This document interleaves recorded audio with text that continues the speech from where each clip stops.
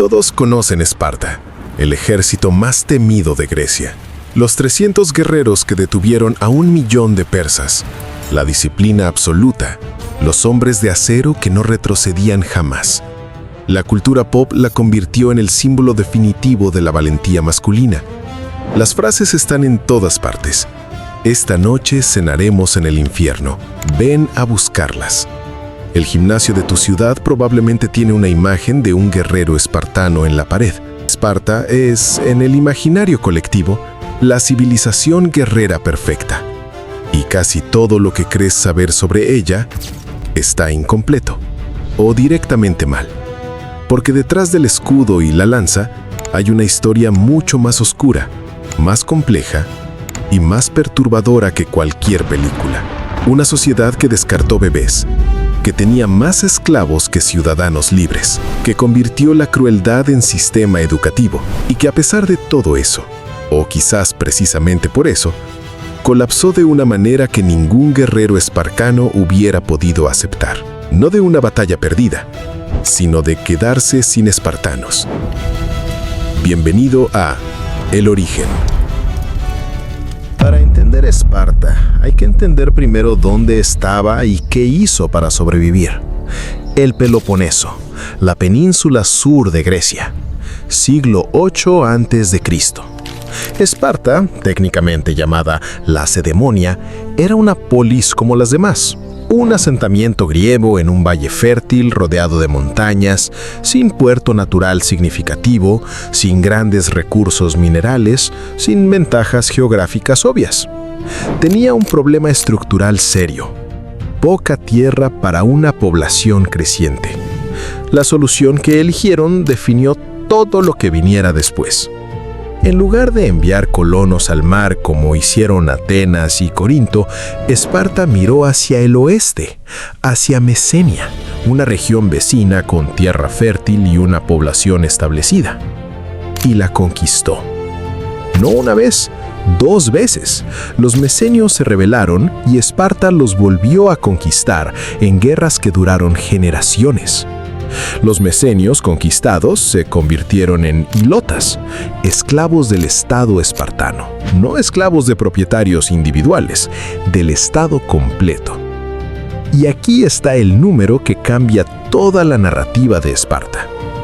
En su periodo de máximo poder, Esparta tenía aproximadamente 8.000 ciudadanos espartanos plenos y entre 150.000 y 200.000 hilotas, una proporción de 20 a 1. Esparta no era una democracia guerrera de hombres libres, era una guarnición militar permanente rodeada de una población esclavizada que la superaba por 20 a 1 y que quería, con toda razón, destruirla. Todo lo que Esparta hizo, toda su brutalidad, toda su disciplina extrema, tiene una explicación lógica cuando entiendes ese número. No estaban entrenando guerreros por filosofía, estaban entrenando guerreros porque tenían terror. El sistema educativo espartano no era una escuela, era una fábrica de trauma diseñada por el Estado. Se llamaba la Agogé. Y comparado con ella, cualquier internado militar o escuela estricta de la actualidad parece un resort de lujo de 5 estrellas. Esta maquinaria de deshumanización comenzaba a operar incluso antes de que el niño diera su primer respiro, en el instante mismo del nacimiento. Cuando un bebé llegaba al mundo, en Esparta, no eran sus padres quienes decidían su destino, sino los ancianos de la tribu, quienes desnudaban al recién nacido y lo examinaban minuciosamente bajo una luz fría.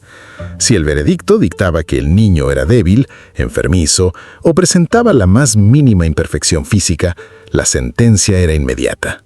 El bebé era llevado a las laderas del monte Taygeto y abandonado a su suerte para que muriera por hipotermia o devorado por los lobos. No hay manera romántica de suavizar esto. Era eugenesia pura y dura ejecutada por el gobierno milenios antes de que el concepto tuviera nombre.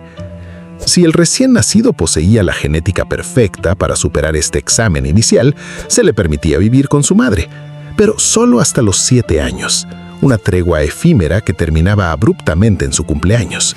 Al cumplir esa edad, el Estado se lo llevaba por la fuerza, El niño dejaba su hogar, rompía todo lazo con su familia y era arrojado de golpe al sistema de la agogé, un régimen de internamiento donde viviría, comería y dormiría en barracones comunales junto a otros niños bajo la supervisión de instructores estatales armados con látigos. El proceso duraba 13 años ininterrumpidos de brutalidad psicológica y física, donde el objetivo real no era enseñar literatura o filosofía, sino erradicar por completo el miedo, la individualidad y la compasión, reemplazándolos con una resistencia sobrehumana al dolor, la privación y la humillación constante. Para que entiendas el nivel de hostilidad del primer día en esta escuela, a los niños se les despojaba de sus zapatos para endurecer la planta de sus pies y se les prohibía usar ropa de cama. En su lugar, se les obligaba a recolectar juncos a la orilla del río Eurotas y cortarlos con sus propias manos, sin usar cuchillos, para que el proceso fuera doloroso y sangriento. Con esos juncos heridos, debían tejer su propio suelo para dormir en el invierno helado de la región de Laconia. Además, el Estado les proporcionaba raciones de comida deliberadamente insuficientes, un caldo negro de sangre y vinagre que apenas los mantenía al borde de la inanición, con el único propósito de obligarlos a robar para sobrevivir. El robo no era un acto de rebeldía, sino una tarea encubierta del entrenamiento. Si el niño era atrapado robando un pedazo de queso o un cerdo, era azotado salvajemente, pero no por el acto de robar, sino por haber sido lo suficientemente torpe como para dejarse atrapar. La lección del sistema era implacable. En este mundo, si vas a romper las reglas, hazlo con la perfección de un fantasma. Una filosofía de supervivencia que, curiosamente, sigue dictando los hilos de la alta política moderna.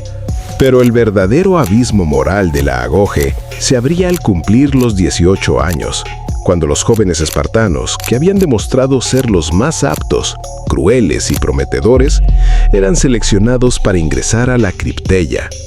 Esta era una suerte de policía secreta y al mismo tiempo el examen final de graduación del sistema.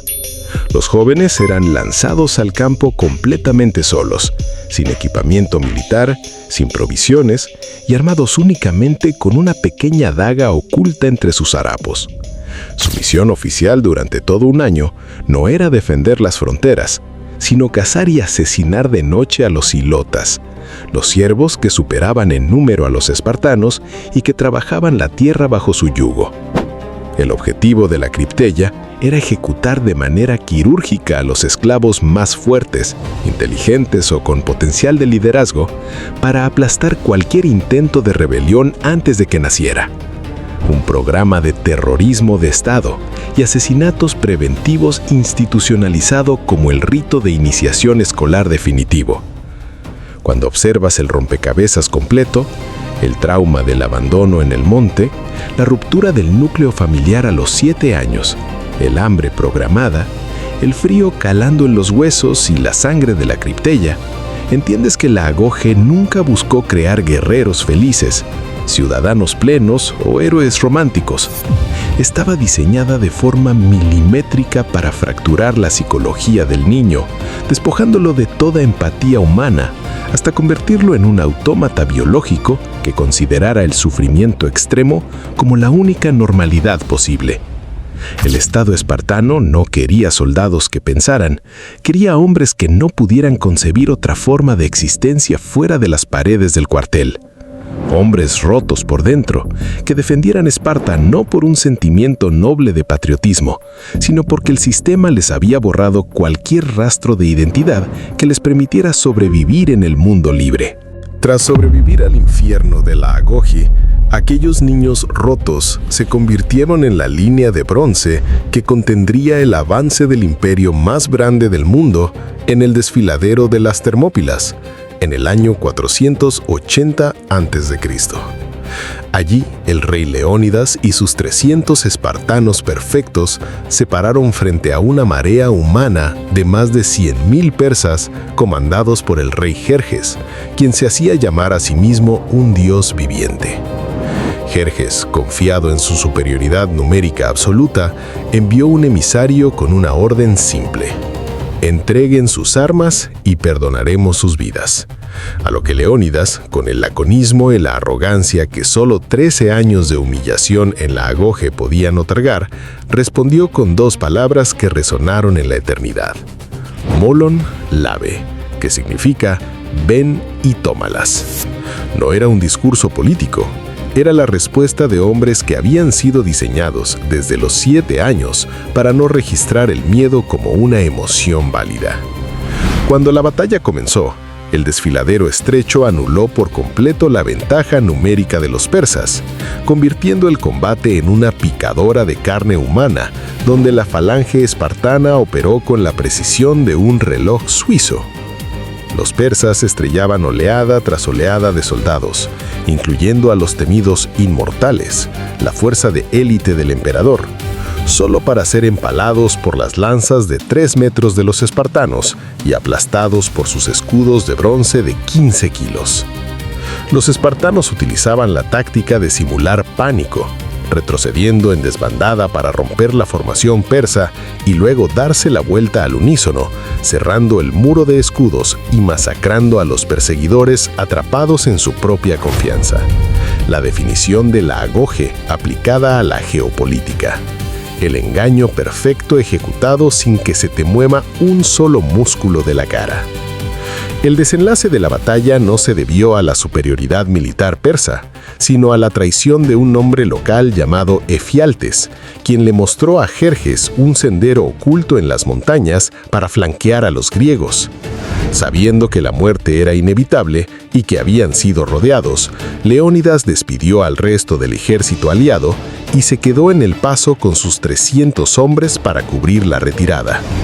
Cuando los persas les advirtieron que sus flechas eran tan numerosas que oscurecerían el sol, el espartano Dieneques respondió con una calma glacial: «Mejor, así lucharemos a la sobra».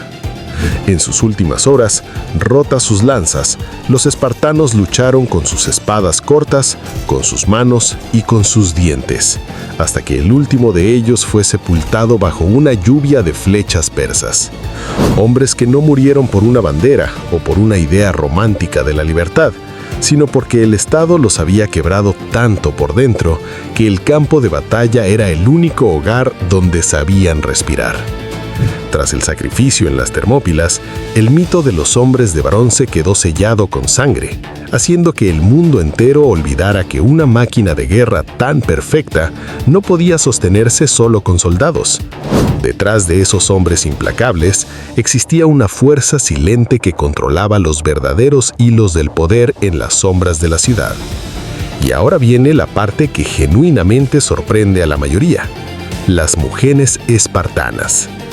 Mientras en Atenas las mujeres eran tratadas prácticamente como propiedad, confinadas al hogar y privadas de cualquier derecho, en Esparta ellas eran las verdaderas dueñas del tablero.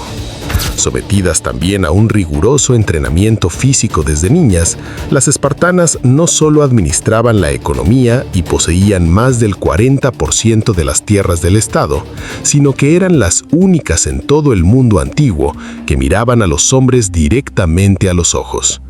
Cuando una mujer de otra región le preguntó a la reina Gorgo por qué las espartanas eran las únicas que podían gobernar a los hombres, ella respondió con la misma fría seguridad que su esposo Leónidas en el campo de batalla: porque nosotras somos las únicas que parimos hombres de verdad. En un mundo donde las mujeres griegas, especialmente las atenienses, estaban confinadas a las habitaciones más oscuras del hogar, dependían completamente de sus maridos y eran tratadas legalmente como eternas menores de edad sin derechos políticos de ningún tipo, las mujeres espartanas rompían todas las reglas del tablero antiguo. Ellas corrían desnudas en los festivales, lanzaban la jabalina, practicaban la lucha y recibían una educación física e intelectual tan rigurosa como la de los hombres. El Estado espartano no hacía esto por progresismo moderno, sino por una lógica militar aplastante.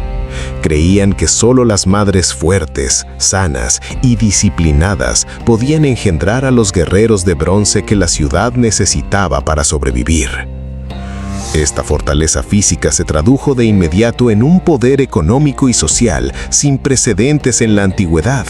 Las espartanas controlaban sus propias propiedades, tenían el derecho legal de divorciarse si sus esposos no cumplían con sus expectativas, podían rechazar a un pretendiente y, a diferencia de cualquier otra mujer en Grecia, hablaban en público con una autoridad que hacía temblar a los extranjeros. Mientras los hombres pasaban décadas viviendo en los barracones del ejército, ellas administraban el hogar, gestionaban los cultivos y manejaban las finanzas del Estado. De hecho, a través de herencias y matrimonios estratégicos, las mujeres espartanas llegaron a poseer y controlar aproximadamente el 40% de toda la tierra de Esparta. Aquí es donde la historia nos regala una ironía genuina y brutal. Atenas, la ciudad que hoy recordamos y veneramos como la cuna de la democracia, la filosofía y las artes, consideraba a las mujeres poco más que propiedad decorativa, confinadas al silencio absoluto. Esparta, la que recordamos únicamente como una sociedad brutal, analfabeta y militarista, les otorgaba a sus mujeres más libertad, derechos y poder real que cualquier otra civilización de la época. La historia, como siempre, se niega a ser simple y predecible. Esto escandalizaba tanto al resto del mundo que el mismísimo Aristóteles, que no era precisamente un fanático de Esparta, criticó ferozmente esta situación en sus escritos, asegurando que las espartanas eran indisciplinadas, que tenían demasiado poder y que esa inevitable ginecocracia, o gobierno de las mujeres, terminaría debilitando y destruyendo la sociedad. Aristóteles, recordemos, era ateniense y no podía soportar ver a una mujer libre.